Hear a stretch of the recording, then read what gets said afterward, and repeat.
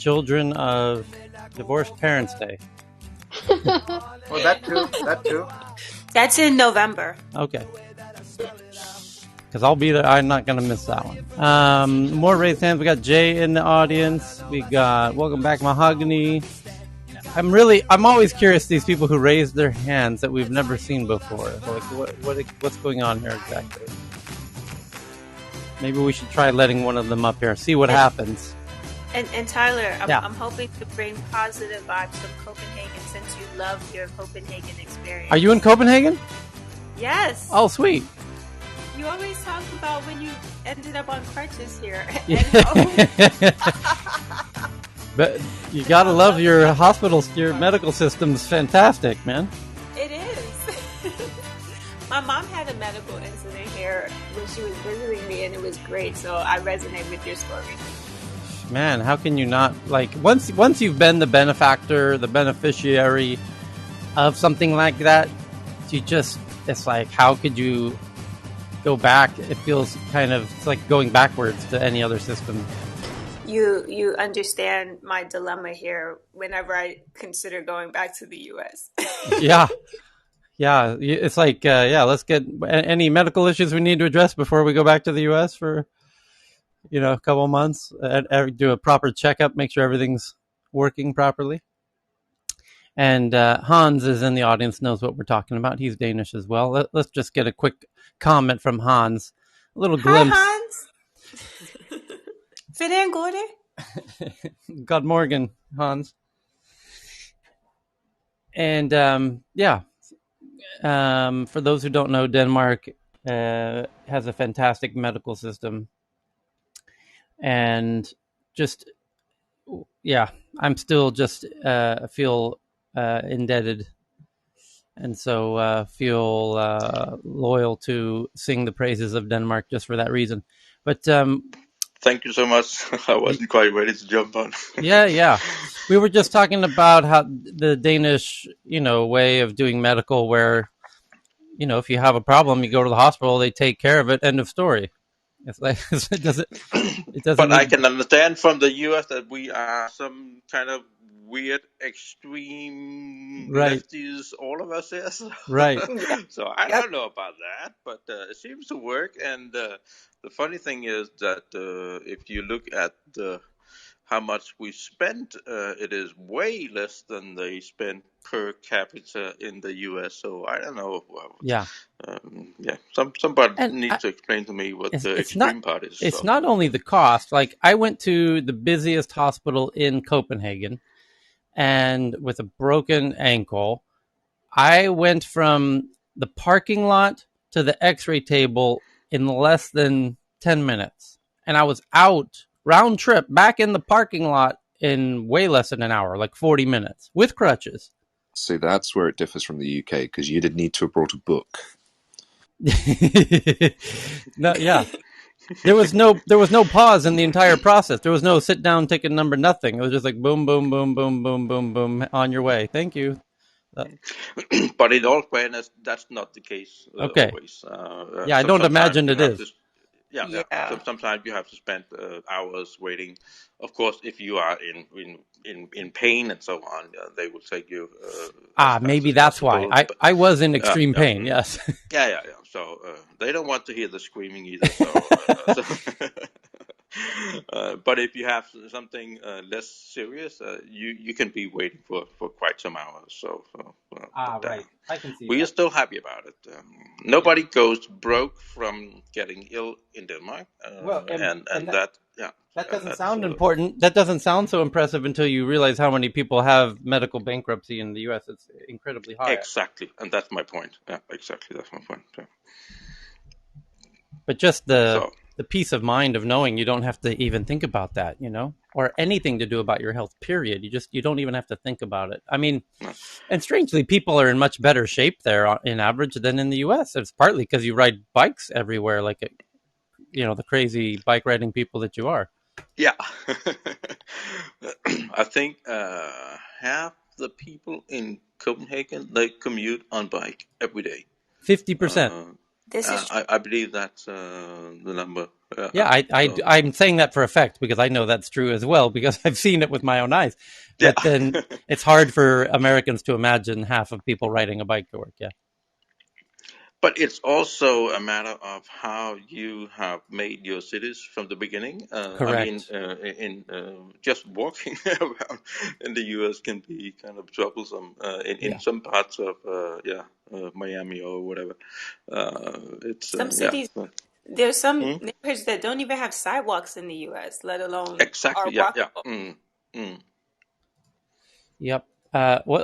This is all very relevant when you start thinking about how we want to build futuristic cities, and um, there's something to be learned, and it's and this idea of looking around the world um, with open eyes and minds and hearts around let's be very real about it's a who's got some good approaches that we can all learn from, and whether it be the bike thing or the city design thing, and I mean, and technology and around food culture and around everything.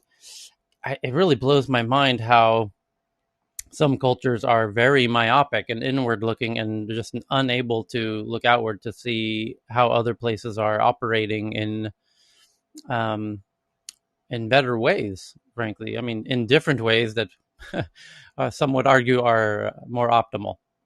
Um, But that's because the alternatives are politicized and polarized, and then conversation about it stops.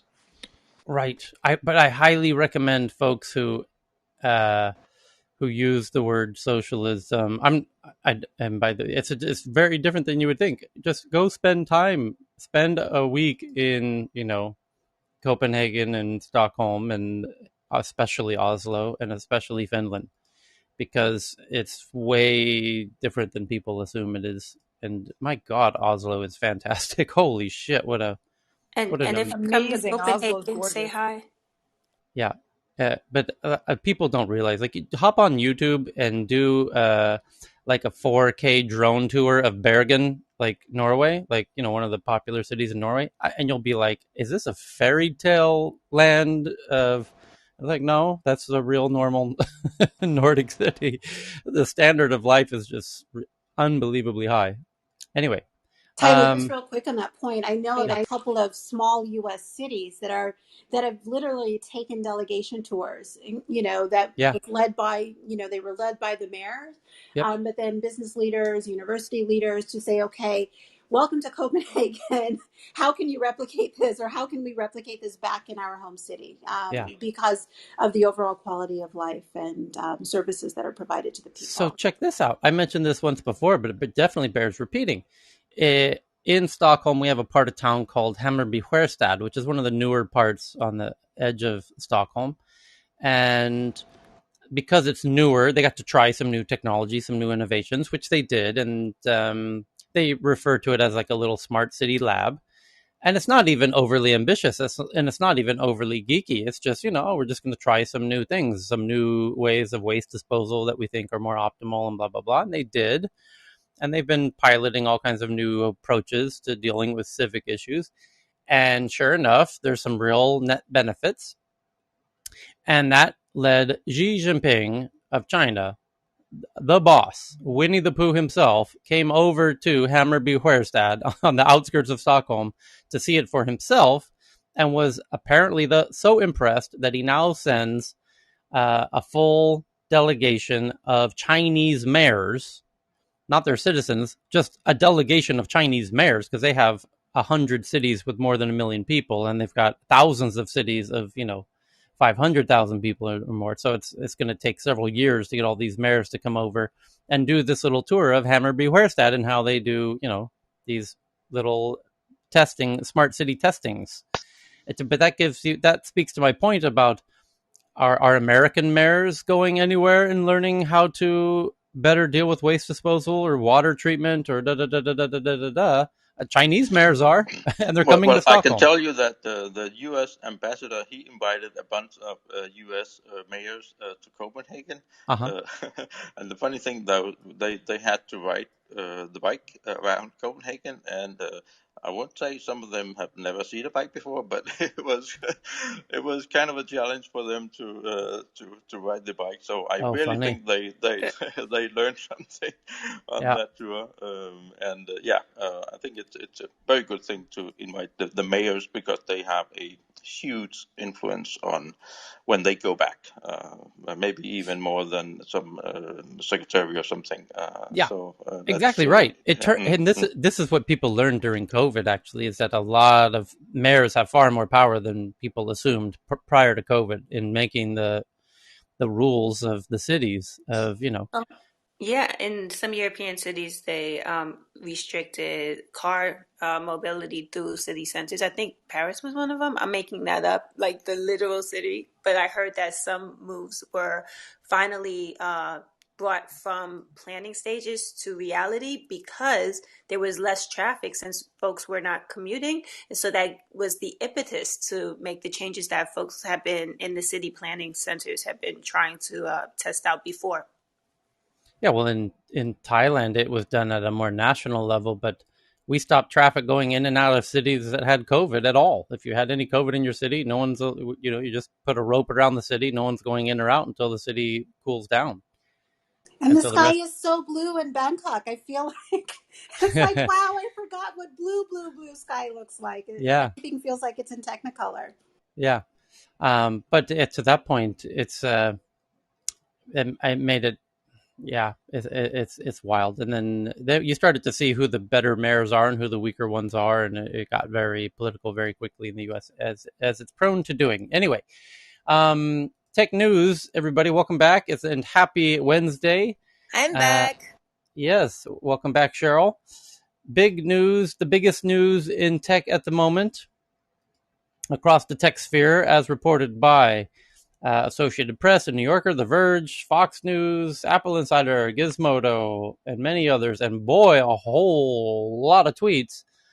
And the New York Times, the headline from the New York Times is they have sources now that hopefully they can keep secret, although we now know that the Department of Justice previously did try to get sources if they're kept secret, especially when they're investigating the president's collusion with Russia. All of a sudden, magically, those sources are going to be tried to be found out by said president.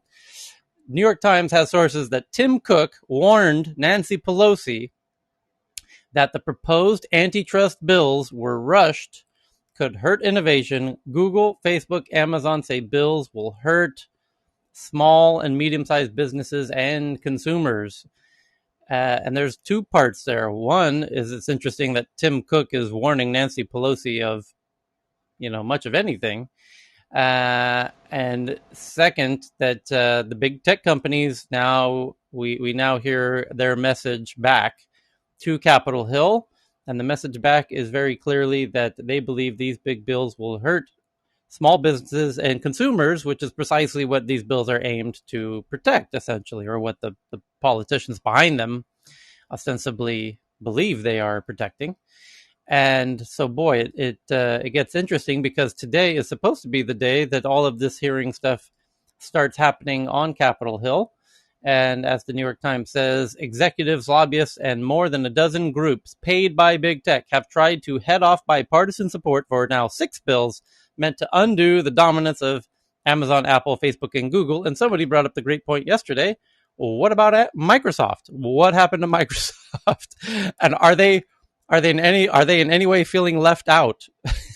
That they are no longer considered big tech and part aimed with these strong bills to limit big tech. Although one politician from Ohio, or a Republican from Ohio, did specifically mention this yesterday. Well, what about Microsoft? They've got LinkedIn. LinkedIn took down some of my comments about climate change and vaccines, and screw LinkedIn. And Microsoft owns them, and let's loop in Microsoft into this bar fight. So Tech giants, fearful of proposals to curb them, blitz Washington with lobbying. And yeah, kind of told you so on this one, because as I think I hinted a couple times, turns out looking at the numbers, big tech is the biggest contributor financially now to most politicians, more so than big pharma, big oil, big whatever, big ag, you name it. Big tech is the big money in Capitol Hill. So just how's this going to play out exactly? Anyone got any thoughts?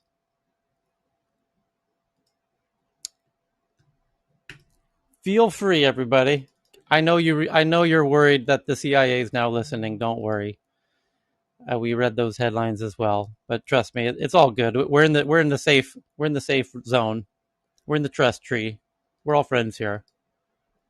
Anyone got a take on big tech now blitzing Washington with lobbying to reduce and diminish, and they're warning Nancy Pelosi that this is going to hurt small businesses and mom and pop shops and the consumers if you push down on big tech. And I can imagine Can one you of the can you points. imagine the number of people trying to become friends with Lena Khan, the 32-year-old Oh boy. FTC, Oh yeah. right? She's like she's coming at them, right? Oh And yeah. she's somebody to watch, right? She's Yes.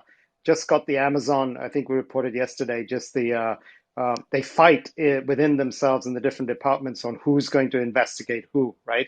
Because Yep. this is the cool thing to do now. Who's going to investigate who, which department? And Lena Khan, she's 32. Read about her. She's a new head of FTC. She's coming at them. Can you imagine the tech companies trying to lobby or wine and dine? She's not going to put up with any of that, though. Yep. So Representative Ken Buck sent out a tweet saying, "You'll be shocked to learn that all the groups wanting to stop big tech antitrust reform are funded by Google, Facebook, and Amazon." And so that's interesting point from Republican Ken Buck, proudly representing Colorado's 4th congressional district. And he did a tweet that says, "Here's who funds the tech think tanks asking Congress to reconsider these bills." And yes, of course, they're funded by big tech.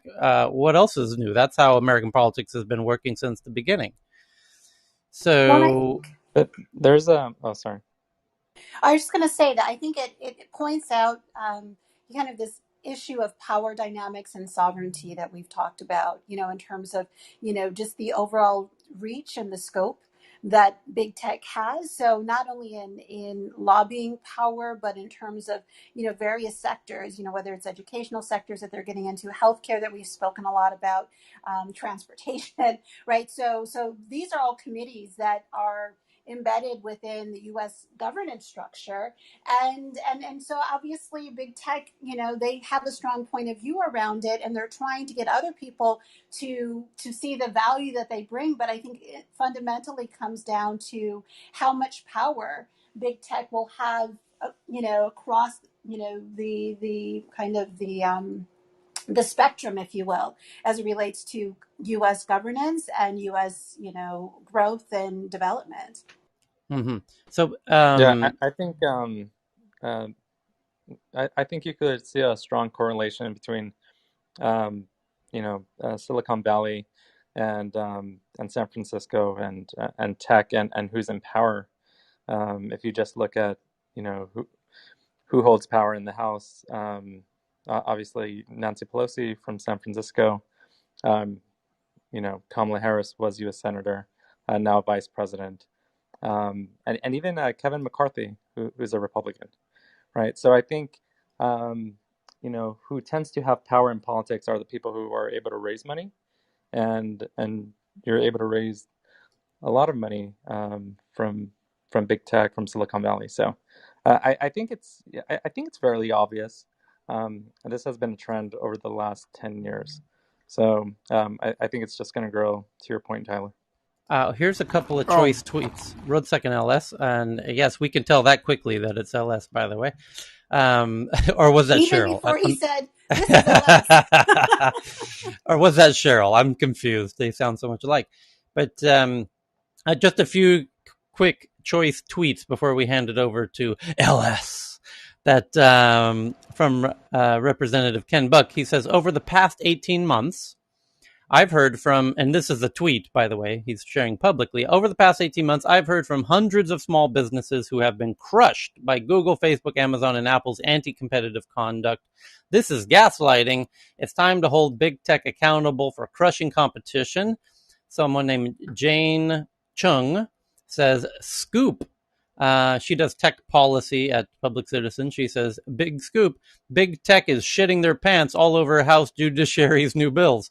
Facebook sent Congress an 18-page, point-by-point oppo letter to the bills. Tim Cook is losing his mind, calling everyone in Congress he knows in a desperate sprint to block the bills. Amazon lobbyists are lying about what the bills would do, vaguely threatening their businesses in members' districts would go under if the bills passed. Chamber of Progress, Big Tech's front group, is throwing money at ads that are spreading blatant lies and misinformation, and then she links to the ads. And then from January to March of this year, Amazon has spent $5 million on lobbying, more than ever before. No doubt these numbers will grow when reporting for this quarter. Facebook's 18-page propaganda paper cites 7 links as third-party assessments against the big tech bills. They failed to mention that all 7 are written by just 3 employees of PPI, which is funded by Apple, Facebook, and Google. And big tech has spent $100 million in lobbying to fend off these government probes into their monopolies. And here's the breakdown. Facebook, 33 million, Amazon, 32 million, Google, 18 million, Microsoft, 17 million, Apple, 12 million. So Microsoft certainly behaving as if they're part of this roundup. But the tweets get better, folks. Oh, yeah, they get better. Paris Marx says, tech companies love disruption until disruption comes for them. And then this one might be my favorite. Where did it go? This was a real humdinger. Did you guys see the headline about Amazon selling their logistics business? No. I tweeted that twice today, the past 3 days. I'll try and find it for you. It's in your tweets. They're being forced to sell their logistics business. Yeah, I've seen. It's a Seattle attorney suing it. Yeah, I'll look for it. Yeah. So here's my favorite. Neely Patel, editor-in-chief of The Verge, says, oh no, who will innovate if big tech companies can't ruthlessly bundle shameless clones of every startup into their platforms? Ouch. Ouch. Ouch. That's got to sting. Because that, from a startup perspective, that part is somewhat undeniable. That indeed, although it's not at all illegal either, but the fact that all big tech has cloned Clubhouse is a fine example. Hey, Tyler, you mean that folks are coming for Clubhouse? Well, it's not only that, but it's, for example, other smaller apps that get bundled directly into the operating systems of, all kinds of little functions and features that, dim your screen for you automatically. But it's become a fun game that Carl and I and Chris and everybody play when we watch their annual operating system update events, which Apple just had. Then they show their operating systems for all their devices, the new Mac OS update, the new iOS, the iPhone, update. And it's packed full of fantastic features. Many of those features are startups who get crushed. And so people have been creating these fun little tweet lists of which startups just got crushed by by this new operating system update because they've absorbed those features. Now, of course, it's totally plausible that these big operating system companies naturally thought that these are fine functions and features. We thought of these ourselves, and we as the users of these apps ourselves thought, what? Why don't we have an app that does this? Let's add it to the operating system. And it coincidentally turns out there's a startup that does that. That's already quite popular and very well liked. But that's where it gets tricky, because these operating systems have these app stores. They know darn well those apps are quite popular in their own app stores, and they're essentially pulling the life support plug on those startups by just sucking them in. I think the right thing to do would be to try and acquire. I mean, it gets really messy because if you even have a meeting with that startup and try to acquire them and then they say no, but by the way, this is precisely what happened with between Steve Jobs and Dropbox. And speaking of which, I should ping in Drew from Dropbox because one day Drew and Arash, the founders of Dropbox, got a call from Steve Jobs, and it was, "Hello, hi Drew, this is Steve." Steve who? Steve Jobs. Oh shit. What's going on, Steve? Yeah, we'll come down to the. Can you come down to the office? Yeah, okay. How's tomorrow? Sure. Came down to the office, and at which point Steve said, "Hey, listen, I'm going to buy your company." And Drew says, "Yeah, well, that's not what we were thinking. We were thinking we were going to be kind of multi-platform. You know, we're going to work on Windows, you know, Chrome, Android, everything. You know." And he's like, "Yeah, that's nice. No, we're going to buy your company. How much?" And Drew was like, "Yeah, well, I don't know. What are you thinking?" And he said some number or whatever he said. She said, long story short, they declined, and Steve got the sense, you know, got the hint that, you know, they're not interested in selling. And Steve said, "Fine, we're going to crush you. We're absolutely," to his face, like, we will bury you." And in fact, it was just revealed last week that Apple did. And by the way, I didn't even read the headline. I saw the headline because I know the people involved personally, and I felt like reading it at the time. Somebody, Poppy, or anyone in the audience could find this about how Apple pushed their file system app above Dropboxes, and then when confronted about it a week ago, they said, "Ah, it was a mistake. Sorry, that was an honest mistake." Oh, really? Because Steve Jobs said to his fucking face, "We're going to bury you." So I'm not so sure it was an honest mistake, actually. But Tyler, just one thing. yes. Uh-huh. Yeah, just wanted to come in. I was just about to actually say that effort, all the lobbying money and all the money goes towards that, all those efforts. If somehow that can be channelized towards the actual acquisition, I think that's going to actually bring in culture. The dilemma is that, you know, around the world, whatever is happening in terms of the, you know, Chinese tech companies and other ones coming out, we actually gone through the list of, you know, the unicorn, I think, in the last session.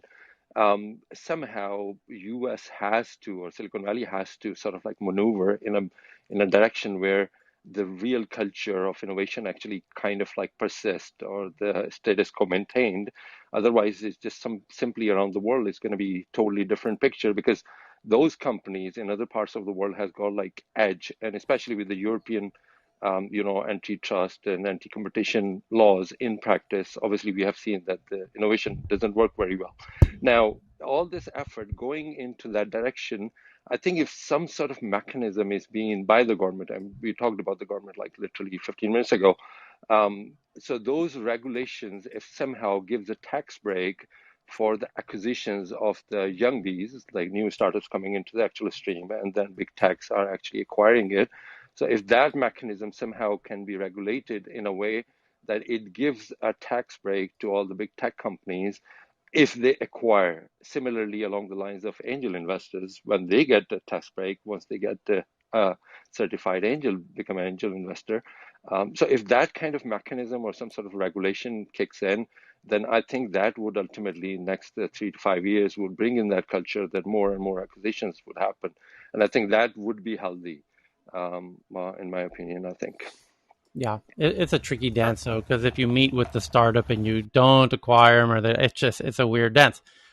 Here, let's go. Oh, we got to go to LS as well. But check this out, LS. One last tweet here.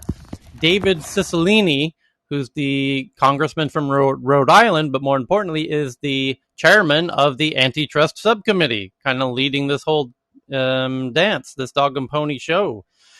His tweet from 7 hours ago really says it all. He says tomorrow, because it was a few hours ago, so I'm in Thailand, so it's already tomorrow. I realize America's still in yesterday, as usual. But the House Judiciary Committee will consider legislation to build a stronger online economy by finally holding unregulated big tech monopolies accountable and ensuring they play by the same rules as everyone else. The bills coming tomorrow before the judiciary are the result of a thorough 16-month bipartisan investigation that included 7 congressional hearings, the production of 1.3 million documents, interviews with 240 market participants, and submissions from dozens of experts. America is in a monopoly moment. Our bills will build a stronger online economy where more small businesses can compete against giants like Amazon and Google. Consumers will have more choices, and We will all benefit from increased innovation. Now, here's the best part. It's a tweet thread, as you can tell. Here's the fourth and last tweet. Big tech has gotten a free ride for decades. They pay no taxes. They use their power to crush innovators and entrepreneurs. Republicans and Democrats don't agree on much these days, but we agree we need to pass legislation to build a stronger online economy. The very strong words from the chairman of the Antitrust Committee, and that showdown goes down in just a few hours, less than 24 hours. LS, take it away.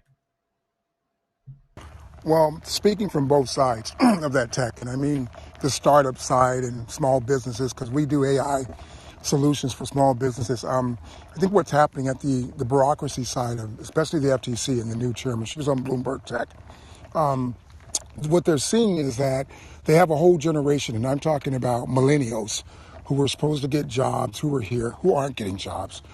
Before COVID, small businesses were being crushed, which are still the fabric of the U.S. economy.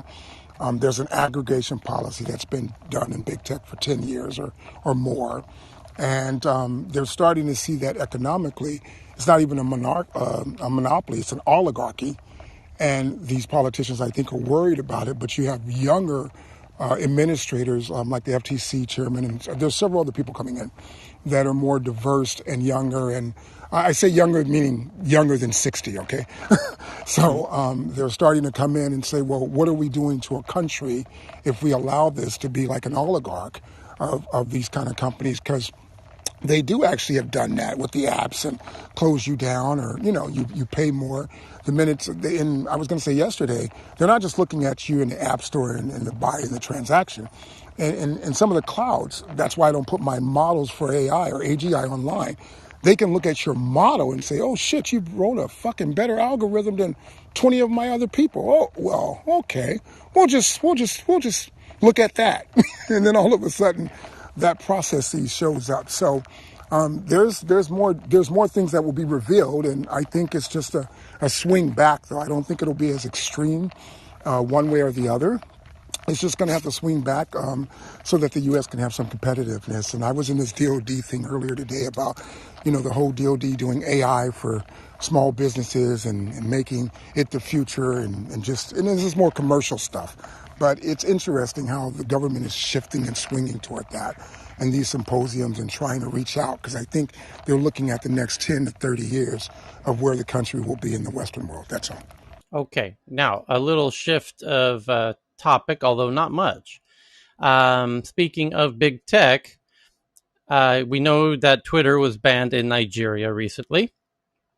And now the headline is Nigerian government threatens to suspend Facebook, Instagram, WhatsApp, and others. The Ministry of Information and Culture stated before the House of Representatives Joint Committee on Information, Justice, and Communication at the National Assembly in Abuja, while answering questions on the ban of Twitter, the Nigerian government has threatened to suspend all social media platforms that allow their apps to be used to propagate division of the country through inflammatory statements or posts.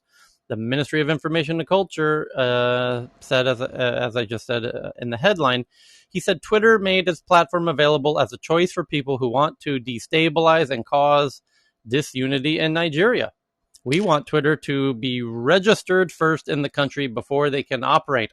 This is starting to sound like an echo chamber in here, is it not? Anyone hearing an echo here? This is Of course, India they're taking all a over again. page out of the China rule book right now. Yeah. And then it continues on whether any channel of dialogue had been opened with Twitter. The minister said, we tried, but they rebuffed us. They are not known to us. They are not registered, but we hope we will be able to engage them, as he lamented that the organization had no investment in Nigeria, but in Ghana. Mabwana made this point perfectly the other day, that by picking a location unknowingly in Africa, you are starting to you got to be careful where you put these offices, right, Mabwana? That even that plays some kind of role that these tech companies are potentially unaware of. Yeah, I mean, it's common knowledge that a lot of entrepreneurs pick Ghana as their base, even if they're doing Nigeria. But really, you should be in Nigeria if you're serious about that country. So yeah, Yeah, well, I Also, think he's making an interesting. He's clearly sending an interesting signal to future tech companies who plan to come to Africa, which is, yeah, we're the biggest country with the most people. You should build your office here, or you might have to shut down. There was no. Here's the quote: "There was no intention of the federal government to stifle free speech in the country. The only reason we suspended Twitter is that it was promoting disunity. Its activities are inim- inimical to the unity of the country." So they want free speech, but as long as it's not promoting disunity, I see. He said the government would not hesitate to suspend other social platforms such as Facebook, Instagram, WhatsApp, Google Hangout, and others if they are found to be promoting posts or statements capable of destabilizing the country. So it's free speech with an asterisk. There was a yeah, mild. Hmm? I was gonna say another thing. Another thing that's actually interesting is that I know we discussed this like with Uganda and other countries. Is that I think it's also they're trying to bring these companies in so they can also tax them, right? So they Oh can yeah, start no putting in doubt. Oh because of course, no. like the biggest taxpayer, one of the biggest taxpayers in Nigeria is probably MTN, right? The biggest mobile telco, and they often see these telcos as similar to these tech companies, and so or they wonder why they're any different, and so they're like, well, we have MTN here, we license them, and they pay taxes. They're one of the biggest taxpayers. How many Twitter users and Facebook users do you have in this country? Why aren't you based here so we can tax you? And I mean, Kenya's already introduced digital tax. We saw Uganda say that they're introducing WhatsApp tax and data taxes. And so I think it's also a slippery slope for not only, be able to contact the government, so the government is able to contact Twitter if they have a problem with something political, but also if they want to be able to tax them in future. So there's This is Michelle speaking. I can hey, just Michelle. maybe quickly add to that. So Ah, I think they don't necessarily have to be based there because it's based on advertising spend from those countries, and moving forward, uh-huh. tech already will start to pay taxes in most of those countries. But from a revenue standpoint, those countries are not the biggest. So, for instance, we do have an office in Nigeria, but it's not necessarily the highest revenue spend in Africa. But I think eventually we'll end up paying taxes there, given the changes that happened this year. Because initially the all the invoices were coming from Dublin across EMEA, so that's going to change as well. So I'm not sure it will make such a difference revenue wise, but I just want to say, yeah, it's meant to happen probably next year or this year. So check But this but out. Oh, go ahead, so, Moban. so quick point, like the issue I think is that the governments don't understand the business models of these companies sometimes, right? And so they can easily start to compare them with other companies that don't make any sense. And yes, I understand that ad revenue from Africa is very, very low for all tech companies, but my point is that they want to find a way to tax them, and they'll probably start creating legislation to create new taxes, right? And an example of this would be like a WhatsApp tax in Uganda, right, where it's not about advertising spend there at all. It's about the fact that you are circumventing making calls or messages. They used to make revenue, Oh, Yeah, tax revenue from SMSs and voice calls, right? And MTN and makes a yeah. lot of. So it's about that, I think. It's about like, how can we find a way to tax you that you're circumventing? In Tanzania, we even had a term for this, our late president. He called it economic sabotage. If you were using a way to circumvent traditional methods of generating revenue in the telco space, you were the enemy of the state, basically, right? So I think But that's part of the aspect as well here. But that's also, in Zimbabwe, the same with the U.S., right? Like when you look at these small businesses, if the government can aggregate small businesses, they can collect more tax revenue versus Apple, who will shift in Ireland or wherever and collect 17 billion and pay zero in federal taxes. So versus a small business struggling to try to pay 5K in taxes. So they're looking at that aggregate in the U.S. as well, and I think this footprint will go global because these governments are going to smarten up with tech somehow, and they're going to figure it out and say, well, look at this. Look at the macroeconomics here. We're missing out on organic. It's not what the business say they do or what they do. They're disrupting other areas of what used to be an economic growth. That's all. But I also, think what let's Mabuena mentioned is very interesting because I think that's pretty unique. The fact that they will come up with their own taxes, probably because these business models may have killed other more traditional businesses. But I think what Alice is mentioning is more revenue related, which is how it's working globally. And I think they pay taxes in US. Obviously, not as much as they could have paid as they would pay in Europe, but they're already doing that. A couple, a really interesting addition to this article about this hearing in Nigeria, where the government confessed that they're now considering banning any social platform where somebody's expressing comments that potentially destabilize the country. So it says a mild drama exploded during the hearing when somebody from the Coalition in Defense of Nigerian Democracy, someone named Ario Dare Atoye, who it says there was a mild drama when the convener, Coalition in Defense of Nigerian Democracy, Ario Dare Atoye, who was at the venue of the hearing, raised his hand to contribute, but was ruled out of order and shut down by the chairman of the committee. And then somebody said that they were ruled out of order and that only the minister would be allowed to make comments. And Ario said that he was a Nigerian and used Twitter, noting that it was wrong for the committee chairman to rule him out of order. And the democracy activist added that the National Assembly is meant for all Nigerians and that he was at the hearing to observe the investigative hearing and ask questions as a Nigerian. He said the minister was wrong in his presentation, adding that he defended the need for Nigeria to have independent media when he was in the opposition. He wondered how the same person changed overnight to become an advocate of regulated social media, and essentially pointing out a little bit of his hypocrisy on behalf of that individual. And that's, certainly part of that whole conversation. There's other headlines related to this, that India, Russia, Nigeria are all learning to suppress Twitter, Facebook from the US. That's the headline. I'll read it again. India, Russia, Nigeria are all learning to suppress Twitter, Facebook from the US. The Nigerian Twitter ban should be a warning to US lawmakers and activists. Their efforts to rein in US-based social media giants risk restricting democratic freedoms worldwide. Nigerians angry about their government's recent banning of Twitter have understandably focused on the ire of President Buhari. It was Twitter's decision to take down his tweet, implicitly warning separatists that they could suffer the same violent end as former rebels that prompted the crackdown. But the Nigerian ban should be a warning to U.S. lawmakers and activists, too. Their efforts to rein in U.S.-based social media giants such as Twitter and Facebook risk restricting democratic freedoms worldwide. Interesting take by this journalist.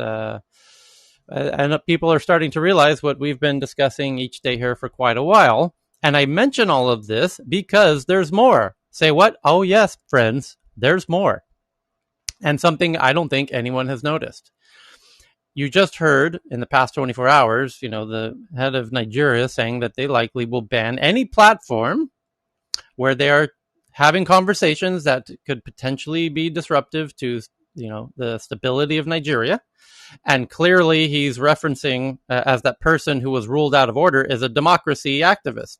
He's all about democracy. He's pro-Twitter. He's pro-social media in Nigeria. And that person was ruled out of order, unable to speak. Why do I mention all this? Well, because about 12 hours ago, there was a room here in Clubhouse hosted by the founders of Clubhouse called Nigerian Town Hall with thousands of Nigerians in Clubhouse, in a room with the founders of Clubhouse. Are we to suspect that none of these thousands of people, these Nigerians in Clubhouse, are going to say anything that the government doesn't like or finds potentially destabilizing? Or pro-democratic or whatnot, because, by the way, as that room was happening, literally at the same time that Nigerian town hall was happening, the Nigerian government was saying, oh yeah, these social platforms where people are saying things that we don't like, yeah, we can shut those down, no problem. Well, Tyler, and I think it really points to the delicate to do, right? So we started the show, the talking about the pressures that this kind of the antitrust, and the amount of power that big tech has within the United States. But then ultimately, foreign policy arm of the U.S., government, State Department, etc., they actually would side with, what's happening.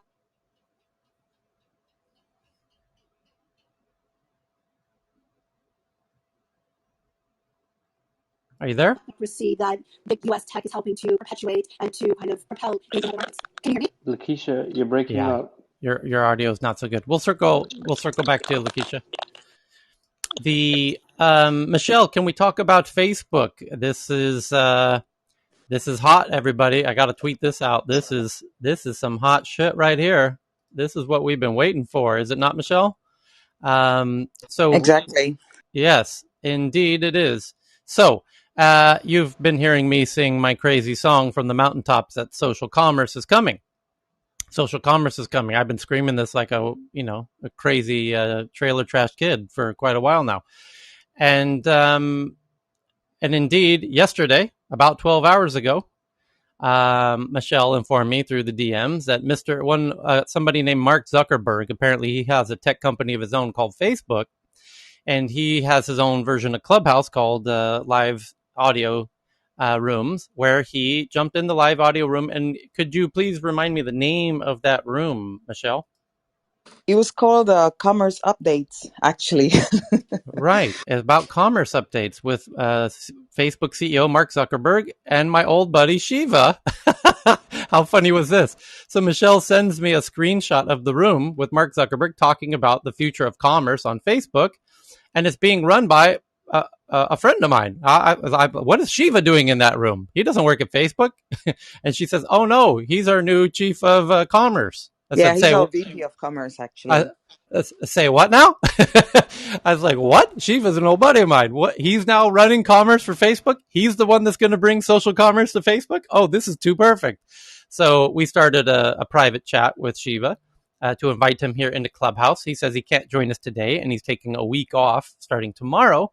But no doubt he'll have some time in the near future, and it's almost certain we'll be able to get him to jump in here at some point, because this whole topic of social commerce is just getting started. And they made some rather important announcements during this call, did they not? And indeed, some of the biggest stories in tech at the moment is precisely this, which I just tweeted out. And here they are. Facebook is working on several things. Here's the headline from Engadget. Facebook is working on visual search for shopping on Instagram. Say what?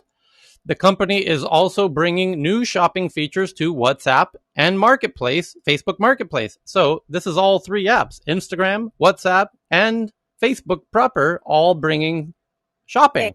They are trying to recreate WeChat. Yes, for those who know, somebody from Asia clearly said that. Who was that?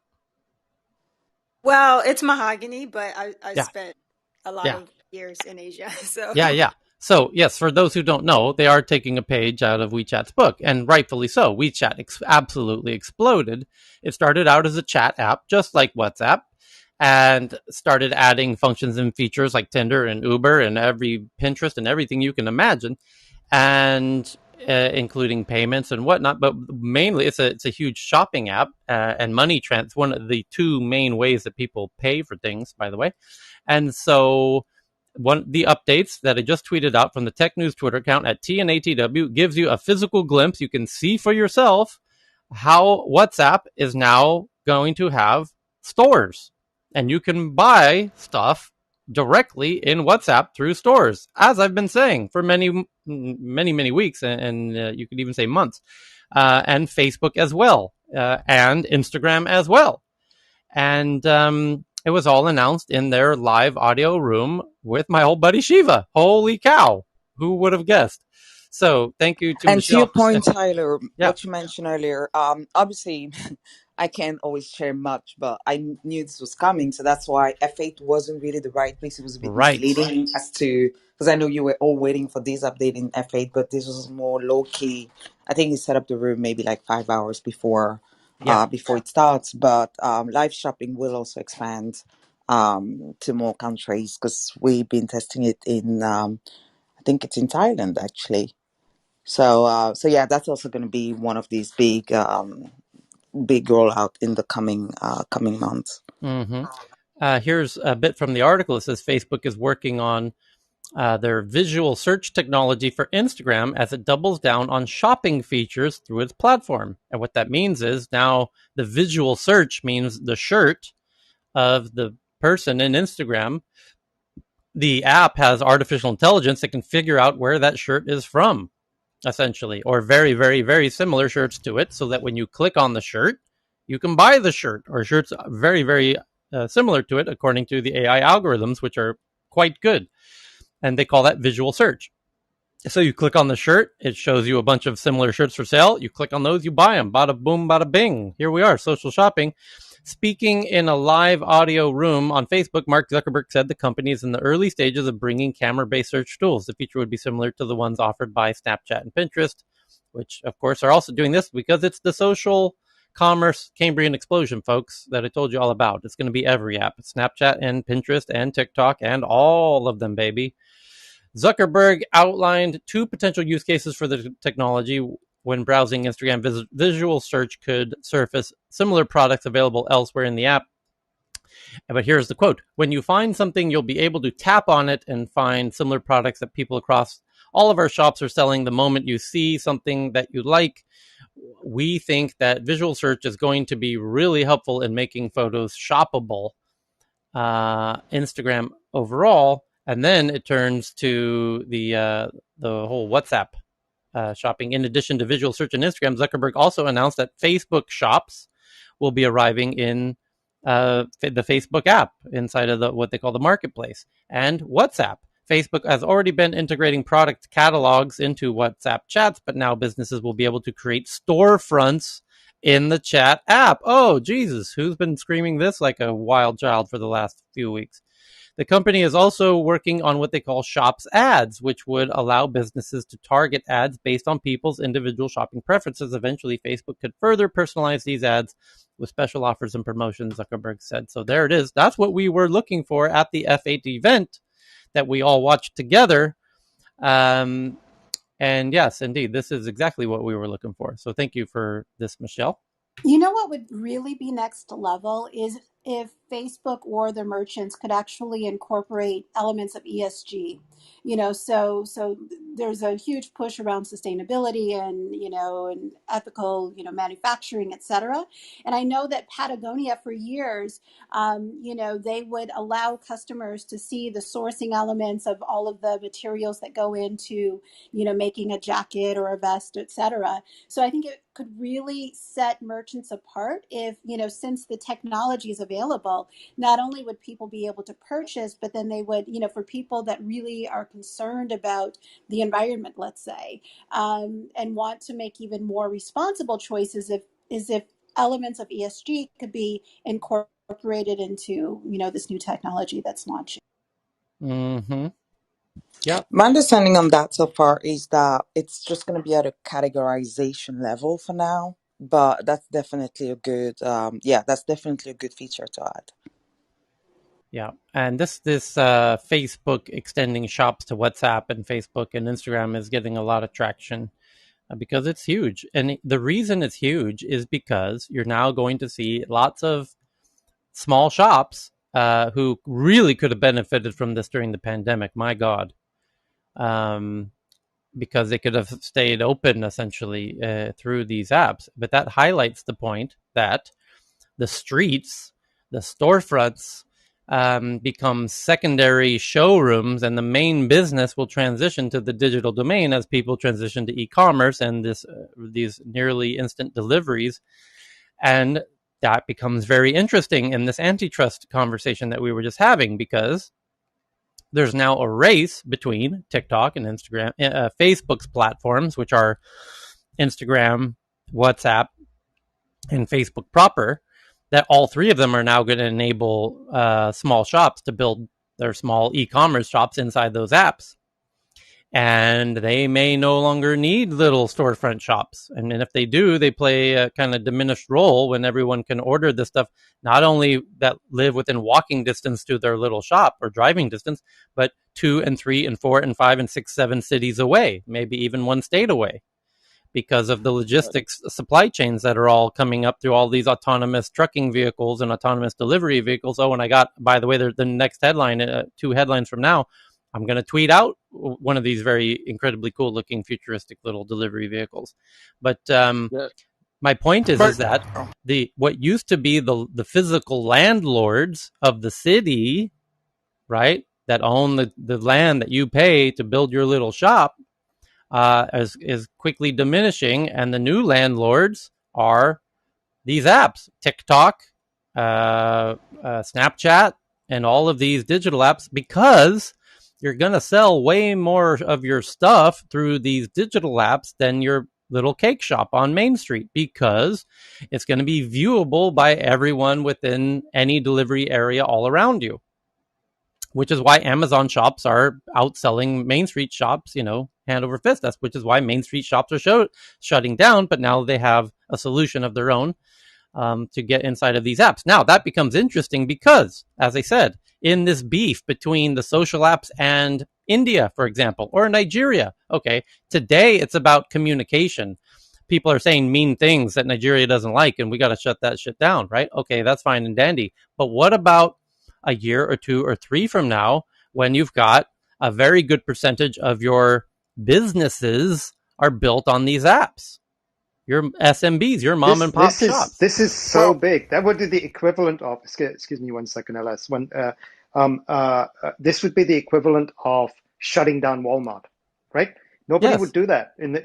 Like you wouldn't, because it's going to affect everyday people like hugely. correct. And but this is Correct. so big. Like It's I'm just huge suddenly like this is because each the each Paul. one of these tech companies is an e-commerce company, massive, serving small businesses. You Correct. can't shut them down easily. Correct. Yeah. It's well, Wow. but if because I can add in, guys, I'm one sorry, if second, I can Ellis. add in. You can add in, but I would just want to put a cherry on Cal's point, because as a politician, if you're told, yeah, you want to ban our app because they're saying things you don't like, just keep in mind we have 300,000 mom and pop shops that are on our platform, and you want to shut them down. I'm sure they're going to have a nice word with you here in your public square tomorrow afternoon, that you shut down their 350,000 businesses. I'm sure they're going to come and want to have a nice little chat with you here in the public square. Oh, in about 12 hours from now, when they figure out And what you you will just lose the did. election. You will not your next election. There will be I no mean, election. They're going to yeah, storm your exactly. capital and throw you in the fucking river. Go ahead, LS. Well, I'm in that space so much, and I think what's going to come out in this bill is what I would call macro apps. So let's say the Facebook and everything else versus the micro apps. So at least from the U.S. standpoint, they want to make a policy where it's supposed to be neutral, where any app, and that's the space I'm doing to help small and mid-sized businesses create their own iOS or Android app with no code or low code, so that they can at least have their own database to customer base without a macro app. So one is vertical, one's horizontal. And I think Congress is looking at that. That's really what this fight is about, this $100 million, in my opinion, is trying to stop where if the government is saying, look, if we're going to allow you to aggregate like this, then you have to allow fairness of any business to create their own app in addition to a macro app. So it's not a complete monopoly of, a Stripe or whoever it might be, Facebook and anyone else. And that's the real fight that's going on. Because at the end of the day, a small business won't really care if they have their own app and they can do their own data if they have another alternative. So it's alternative A versus B. Like you and Cal are saying, if it's just alternative A, then everyone's fucked, right? But if there's an alternative B and then they're able to keep their businesses afloat and open, they can do that because the world will move toward digitization. Whether it's powered by, I'm doing that for AI, but whatever it's doing, it's going to move there. And they already see it. So some of these people are waking up, at least in the bureaucracy of the FTC and SEC and some of the organizations. It's also the same reason why I believe Reg CF, which I'm doing, regulation crowdfunding, got passed to be 5 million, because the VCs, which I know some of them in Silicon Valley, are deep in bed with big tech. So I was talking to some of them in 2018, 2017, and they were like, well, unless you can have a partnership with X company, we don't want to talk to you. So, it is what it is. Alas, can you qualify your statement around some of the mid-sized businesses or the small to medium businesses not caring? No, I didn't heard that say not correctly. caring. I didn't say not caring. Mm, I'm saying, or maybe you couldn't hear me because I'm walking and fading out. I said small and mid-sized businesses, if you, because I'm aggregating a lot of them, if you are talking to them, let's say that they're on Facebook or Shopify or, whatever app they want to use, they mm, can use both, right? So it's okay to let new customers come. But if that's the only app, like I think Cal and Tyler were saying earlier, if I'm aggregated on Shopify, right, and it's great from the VC world and the investment world, but I'm a small mm, business in Wichita, Kansas or something, and I know 90% of my customers, and the 10% new customers I get are referrals from the other customers that know me. If I can communicate with them digitally, that's all I really care about. Yeah, but Alice, I'm a yeah, little bit confused. but I'm sorry, a little bit sorry, confused. Yeah. Cal, just a sec, brother, because you see, there's a difference in geography, LS. The primary difference here is in geography. We're Yeah, I talking said about. vertical versus horizontal. I did. I was clarifying that statement by the macro apps are I didn't horizontal, catch right? that. Oh yeah, Understood. the macro apps are Understood. horizontal, and this is vertical from the bottom up versus horizontal from the top down. That's what I was saying. Understood. Okay. So sorry, Cal, for interrupting you. Please go ahead.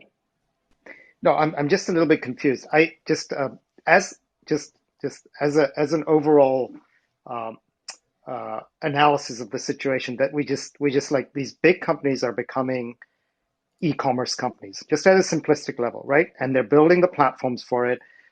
And they have a new mechanism, which is influencers that sell. Word of mouth has just scaled, right? Create seriously scaled. It's always been the coolest, best way to buy anything. Even if you go to a store, you get a Best Buy employee saying, "Hey, I bought this thing. My friend bought this thing. I just sold this to another customer." Best way to sell it. It's word of mouth. But word of mouth with trust has been really hard to scale because you have to trust people. And people have always said, oh, social shopping, if you have a bunch of friends that tell you what to do or a community that tells you what to do, if you're in a community of, camera buyers, and they all like understand cameras, really high end cameras, you're going to listen to that group. Now, they just got all the tools they needed, right? That community just got all the tools, to Tyler's point, right? And to create content and to do that, and then on top of that, these new tools that Michelle's talking about. So at a high level, this is cool for small businesses. So 100%. where's the Yes, issue? and well, real quickly, yes and no, because one is e-commerce and digital only, like e-commerce and horizontal down versus vertically bottom up and physical location. Because Tyler approached upon this, and me and you, Kyle, we've talked about this before, right? So There's a if you're a lot of small business MBA owner, talk, vertical up. I'm just trying to figure out right? No, for small I'll businesses, just is it let me good or clarify. not? Well, Is it good or it's not for small half good. business? It's half good because, well, let me explain. If you're a small business entrepreneur and you're digitally only, it's very good. If you have a physical location that you pay rent on, $3,000 for a storefront, it's not good at all. Okay, especially if you have inventory, you can't turn into a showroom and compete. It's impossible. And this is from the SBA, the Small Business Administration in the So U.S. you There's don't. no, So you don't have a physical store. You have a no, digital store now, no, which is what they did but during COVID. Some of the right, best businesses. Can I well, just there's a finish? lot of Ls, them. one second. Okay. Can I? Ls, one, please. I let you like just 1 second. Just let me just get my point out. That's all. Um, so the small businesses over COVID that I've seen, right, that have succeeded, cake shops, whatever, have whatever tools that they had. They went online. They sold their cakes. They made them, and the ones that have succeeded have really, really done well, right? I mean, I know a lot of people have failed. I know it's been tough for businesses, but the ones that have upgraded, if you even watch Shark Tank, you watch these guys, that they showcase in a public way. Watch Shark Tank in the US. I do really like the way that specific program runs because they've actually looked at the small businesses. They've showcased the small businesses that have, even the ones they've invested in on that show, and how they've transitioned and used whatever tools that they had. What we're saying here and what we're seeing, Michelle just mentioned it, Tyler just mentioned it, other things that we've been talking about for 2 months, is that these tools have just upgraded, right? So now they have an even better chance to reach broader levels of customers if they're not stuck in the orthodoxy of having one little store somewhere, right? Cal. So Well, I it's was even, only. well, can I Yeah. just finish my point, please? 1 second. Sure. 1 second. I do this for everyone. I just 1 second. So they now have a better chance. So that's all I'm saying. Cal, I Please, have a now it's question. I have a question for you, Cal. Well, no, hold on. Sorry. May I just Yeah, conclude yeah, this no, no quickly? worries. I do have a On question the for on Cal. Yeah, on the Shark Tank count, and I appreciate you helping the room. I agree with that. I'm not saying that it should not be added, and maybe I was fading out. I'm saying it should be both. It's A and B. It's apple and the orange. It's not an apple or an orange. And regarding Shark Tanks, I know 3 of the sharks, and we can talk about this offline. No, They have no. I'm just asking you: yeah, is it they're good not. for They don't have business a or not? successful record. Yeah, but it should be. Oh yeah, hear me out. More fruit is better than just one fruit. An apple and an orange is good to me. It's a very good thing as long as I don't have to only eat the orange or the apple. That's all I was saying earlier. That's it. Cal, I have a question regarding this because it's a very interesting dynamic when you start talking about social commerce, e-commerce, and omni-channel, because that's a bit of what I've been doing with SAP for 18 years, right? And you and I both know from back in the days of Best Buy, the world of e-commerce and sales and retail is transforming right below our eyes and at a super fast speed. My question is, to Ellis's point and to your point about a brick and mortar versus taking it online, let me give you an example, and I'll just unpack it in a very simple Yip and Yannick, as we say in Holland, example. I have a yoga studio, a freestanding yoga studio. I'm a teacher of 31 years. So I'm not your younger Instagram yoga teacher who kind of promotes yourself heavily on Instagram and social channels, okay? I'm actually quite an introvert when it comes to my yoga because I am more traditional and I'm more honoring the not acculturation fact of yoga, okay? Now, during COVID, the entire COVID situation has put me in such a dramatic situation that I already just lost one of my cases against the Dutch court here. And I have another case that could pretty much end everything by just one judgment. But the reason I'm saying this, I'm asking the question is, here I am sitting here trying to transform and pivot, and my pivoting has come actually by continually to offer value and continuing to be of service to the community and to do the best I could with bringing my product online. But the reality is as a hot yoga teacher, as a Bikram studio, I can't bring it online. So that's where I find those studios are, and I'm just going to speak for one demographic, one industry stream of hot yoga studios, right? It makes it very, very Amy, relatable. Amy, How does, yes. Amy, hold on. You could combine your love of yoga and crypto by having them heat their rooms by mining crypto in their own homes. Exactly. It's like riding bikes. The Dutch ride bikes to do electric. And I love that. I love it because, Tyler, I love it because you're right. There's so That's a many fucking unique great ways. idea, Tyler. No, actually, Tyler, it is a fucking great idea. But and Tyler, thank you for that, and thank you for the lightheartedness because what we try to see and what I try to ask Cal from and anyone in the audience who's welcome to share their e-commerce or omni-channel or their pivoting stories. Because the challenge right now is it could be a challenge of many people, right? Because I'm not in the generation of the younger generation that's doing all this digital stuff super fast, but I am doing it, right? But now how does those mom and pops transform a business that they may not have the brilliance of Tyler, Cal, and this group to be able to bring it forward so that they don't lose their livelihood because maybe they can't pivot and move as fast and they're not as agile as their neighbors. Now, mind you, I'm still standing. A couple of yoga studios have closed down. They've gone bankrupt, so I've done something good. But at the end of the day, my question now becomes, I love the mining thing, Tyler. Like, it's sitting in my head now. I'm going to go to Alibaba and see if I can buy some ASIC It's going to be miners. hard to get that vision out of your head. It is going to get hard to get it out. It's going to be like a crypto cafe in Amsterdam. But it's a beautiful synergistic approach. But LS and Cal, let's take the realistic approach of those people, like in the United States, for example, that may not have, because of the systematic way of the SBA or the PPE, like the loans that they gave and how it was totally a fiasco on how the people got money. How can they pivot? How are there institutions that will help them? Is the SBA actually helping them? I That would be mean, my maybe I question. can quickly answer that Sure, question. Michelle. Actually, it's a really good question because the focus for Google and Facebook during the pandemic was essentially SMBs, and I think Amazon as well rolled out programs where we were onboarding them. When I say for free, it's like they could use the fund to pay for ads, but the tools, thanks to partners like Shopify or all these commerce platforms, it makes it extremely easy for them to upload their catalog without needing any Correct. technical skills at all, which isn't the same if they need to build a website, because today you can have an Instagram page and set up Instagram shop in 5 minutes. So the idea is actually to help SMBs get on board as So easy as possible. rapidly getting on board. So rapid application development, or rapid website development, which means they could log in, they could get in, they could get it done, and they don't have to So have a it's lot of not skills. even, Speak so when that's you the ladies thing. are It's done. not as advanced as a website development. If you know how to take pictures and you have a phone, that's it. And you set up your price Got manually. it. Obviously, if you have 1,000 products, you may need to automate a little bit, but it's supposed to be very simple. Thank you. So Can I Faraz. there's, speak? yeah, Frost, I go ahead. think Faraz. Yeah, Tyler, so just one thing here. One of the things that I've noticed, and whenever we're talking about big tech,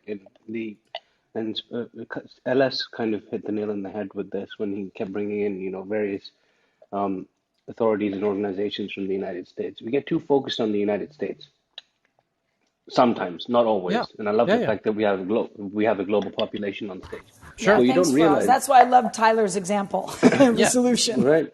Well, Frost, you just shared And an article about Honda with EVs. You want to share that one? no, no. So just one sec.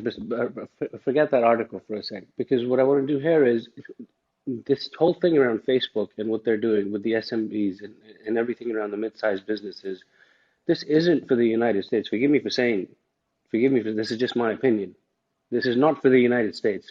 They might be considering for the United States, but if you're looking at them from the true truth of big data and big tech, they're doing this purely to try and get back into Africa and get back into those countries where they have a chance of losing out. Oh, well, And that why data's they king. Data's I think king. we're exactly looking at Well, it more like economical inclusion, right. to be fair, If and I we have a lot of if I might just SMEs. finish, yeah. if I Yeah, might go just ahead. finish, thank you so much.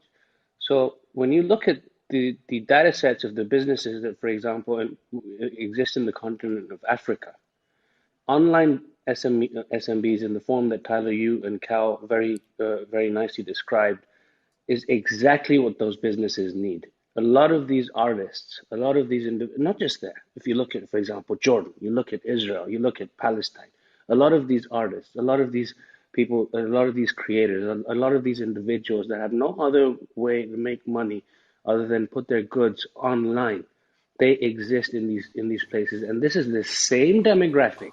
This is the same demographic that uses Twitter to protest, that uses Facebook to make statements, that uses all of this big data stuff and this big tech stuff to do all of the things that they do in their life.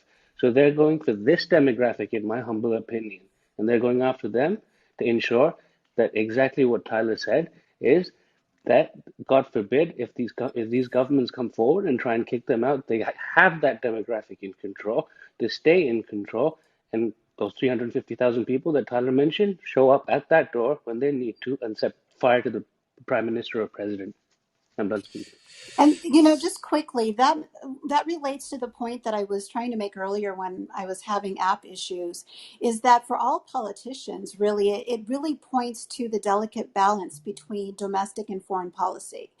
So if we go back to the start of the conversation when we were looking at how Tim Cook had reached out to Nancy Pelosi, who I don't know if he has a house in her district or not. I mean, so on one hand, he's Tim Cook, the citizen, he could be contacting his representative, but then, on the other hand, there's an extreme concentration of power in that particular area as it relates to U.S. government.